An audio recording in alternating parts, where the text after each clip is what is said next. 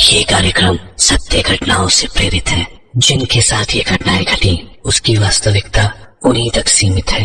भूत प्रेतों और असामान्य विषयों के होने पर चैनल कोई दावा नहीं करता और न ही प्रोत्साहन करता है।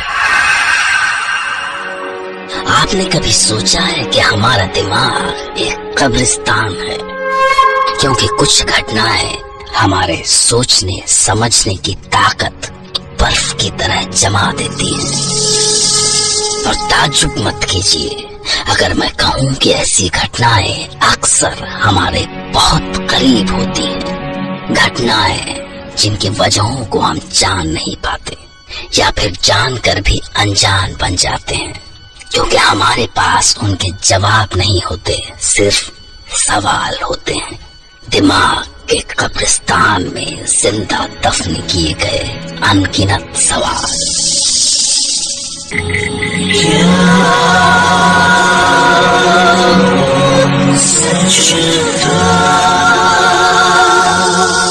आज की कहानी जमशेदपुर के एक पुलिस स्टेशन में कभी तैनात रहे पुलिस ऑफिसर प्रीतम राणा सुना रहे हैं। ये घटना अगर इन्होंने अपनी आंखों से न देखी होती तो वो खुद भी इस पर यकीन नहीं कर पाते। शायद शहर में पिछले 3 दिनों में ये तीसरा मर्डर था। हमें जैसे ही वायरलेस पे इसकी सूचना मिली हमने उसी तरफ रुख किया। एक की इंक्वायरी पूरी होती नहीं दूसरे का मर्डर हो जाता है। Same modus operandi, same building, flat में फ्रेंडली एंट्री और ब्रूटल मर्डर। वही तो, और इन मर्डर्स का आपस में कोई कनेक्शन ही नहीं, नजर ही नहीं आता। भगवान से मना और आना कि ये उसी सीरियल किलिंग का हिस्सा हो। उम्मीद ही कर सकते हैं और क्या।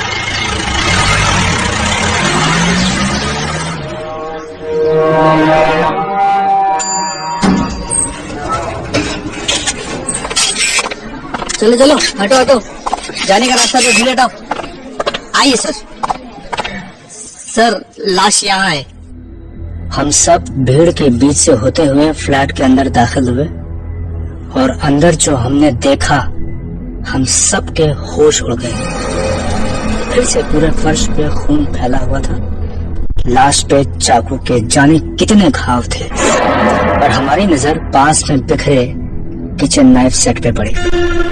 फिर से वही, किलर किचन में जाता है, वहां से किचन नाइफ सेट उठाता है और मर्डर करके मर्डर वेपन नहीं पे छोड़ के चला जाता है। How weird. साइकोपैथ लगता है। और अगले ही दिन जब हमें ठीक उसी तरह से हुए चौथे मर्डर की खबर मिलती है तो हम समझ जाते हैं कि वो नाइफ सेट्स उन किचन्स के थे ही नहीं, बल्कि चारों मर्डर्स में यूज हुए किचन नाइफ सेट्स किलर अपने साथ लेके आया था। और वो सारे सेट्स एक ही कंपनी के थे, सेंचुरी होम अप्लायंसेस। पर जब हमें पता चला कि सिटी के किसी भी शॉप से 4 नाइफ सेट्स एक साथ नहीं खरीदे गए तो हम सेंचुरी होम अप्लायंसेस के ऑफिस पहुंच गए। और जब हमने सेल्स मैनेजर से पूछा तो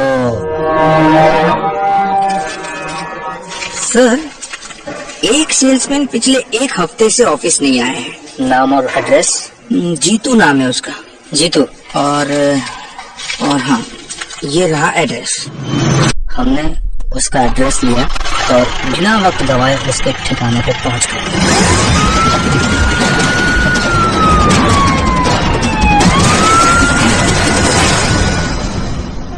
सर, मैं सेल्समैन ही हूँ। वो जीतू भी सेल्समैन ही था, मेरे साथ इसी रूम में था।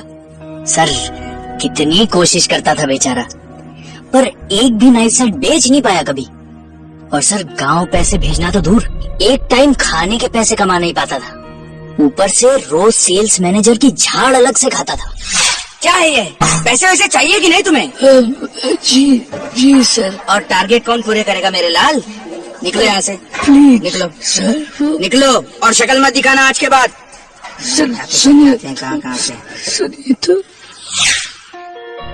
क्या करे, अरे क्या करे, पूरी कोशिश करते हैं पर कुछ बिकता नहीं। अरे कुछ सोचता नहीं हमका, क्या करे। सुन, हाँ, तू गार्गल किया अगर गर्म पानी से तेरी ऐसी आवाज सुन के तो सब पहले ही डर जाते होंगे। उसके बाद तो ना सर, वो जितनी देर भी घर पे रहता गरारे करता रहता।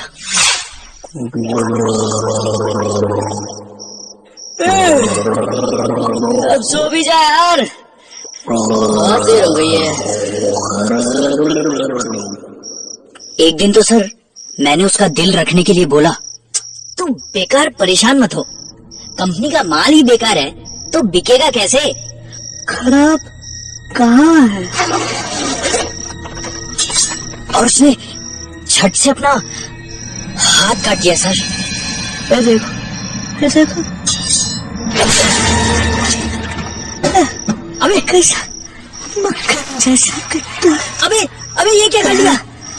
अपना ही हाथ काट लिया बेवकूफ। कैसा खून बह रहा है देख।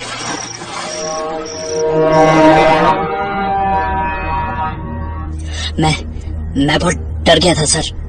एक दिन तो वो बोला भी कभी इसी चाकू से गला काट के जान ले लेगा अपनी, और आखिरकार सर ले भी ली उसने। अबे अबे ये क्या कर दिया? कुत्ता गला काट लिया।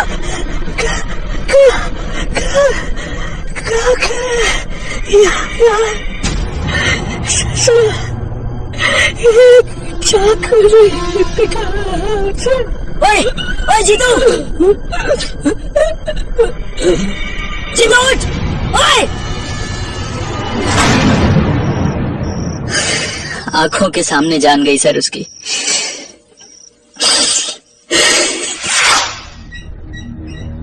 इसके बाद हमने उसका सामान चेक किया तो उसकी एक छोटी सी नोटबुक मिली जिसमें एक लिस्ट थी उसी बिल्डिंग के 48 फ्लैट्स के नंबर्स की, जिनमें पहले 5 पर क्रॉस का निशान था।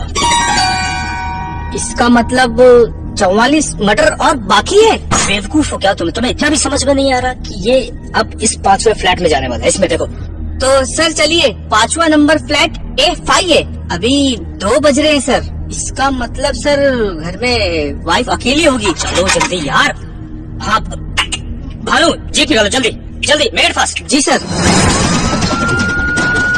जितनी जल्दी हो सकता था हम वहाँ पहुँचे, और उससे पहले ही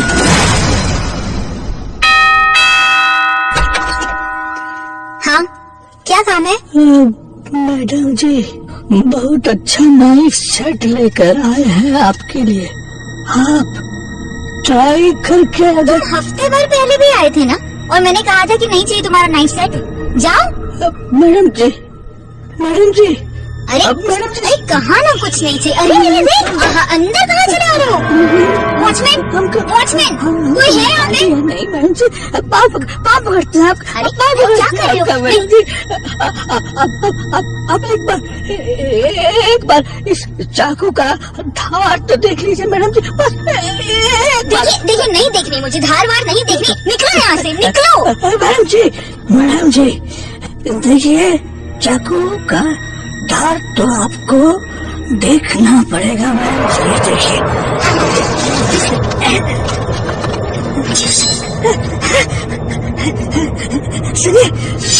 सुनिए मैडम जी, कैसा कैसा एकदम तेज धार का आवाज आ रहा है मैडम जी। सुनिए कैसी आवाज है तुम्हारी? नहीं हम अपनी आवाज ठीक कर लेंगे मैडम जी। आप उसकी चिंता में, आप चाकू का धार सुनिए मैडम जी। हमारी आवाज मत सुनिए, चाकू की आवाज सुनिए। देखिए मुझे नहीं देखनी है धार वार। निकलो यहाँ से, निकलो अभी हम अपना आवाज ठीक करते हैं मैडम जी।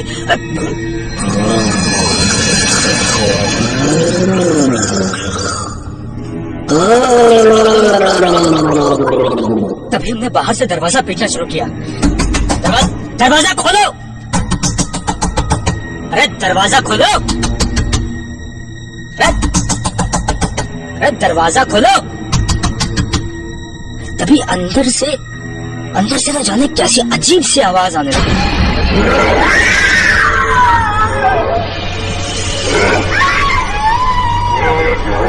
जाने क्या था उस आवाज में कि हम सब वहीं जम गए। बस हम अंदर से आवाजें सुन सकते थे। देखो प्लीज देखो मैडम जी, छोड़ दो मुझे, प्लीज इस चाकू का मुझे छोड़ दो देखो वैसे काटता है एकदम मक्खन चाकू रख दिया मैडम जी। मैं सब खरीद लूंगी, सारे सेट, बस मुझे छोड़ दो प्लीज। नहीं मैडम जी, जब लेना था तब तुम करती काहे नहीं? इतना हाथ में जोड़ा, इतना मिन्नत किया आपको, आप काहे नहीं? मैं कितना अच्छा ढाल देखिए ना, ये खोपने वाला चाकू है मुझे।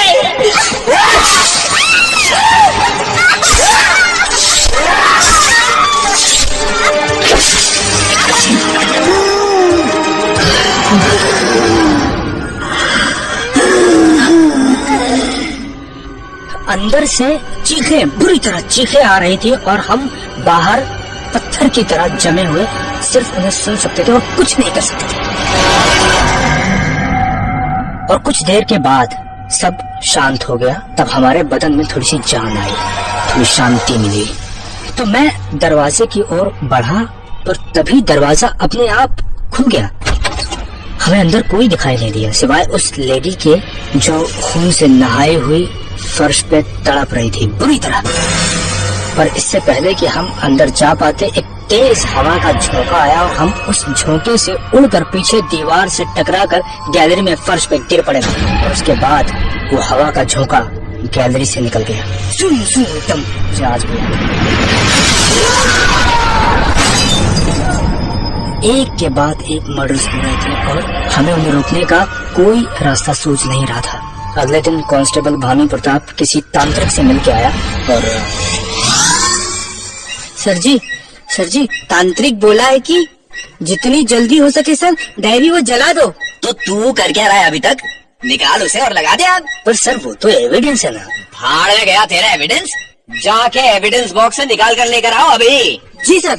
ये सुनते ही भानु तुरंत डायरी लेने गया, पर जब वो वापस आया तो डर से उसका चेहरा पीला था। सर पता नहीं सर कैसे हुआ, पता नहीं सर। क्या हुआ सर अरे कुछ बोलेगा आगे? पता नहीं सर, डायरी में एक और क्रॉस है, इस बार फ्लैट नंबर A6 पर। सवाल है कि क्या किसी सेल्समैन का दर्द इतना गहरा हो सकता है कि वो खुद ही एक के बाद एक कत्ल करने लगे। पर पुलिस ऑफिसर प्रीतम राणा की आंखें धोखा कैसे खा सकती हैं? या कहीं ऐसा तो नहीं कि इन सारे मर्डर्स के पीछे उस सेल्समैन का रूममेट हो, क्योंकि वो भी तो एक सेल्समैन ही था। क्या उसके मन में भी वैसा ही दर्द नहीं छिपा हो सकता? सोचिए, क्योंकि कल रात मैं भी तैयार रहूंगा आपके लिए एक नई घटना लेकर, जिसे सुनकर प्रीतम राणा की तरह आप भी कह पड़ेंगे।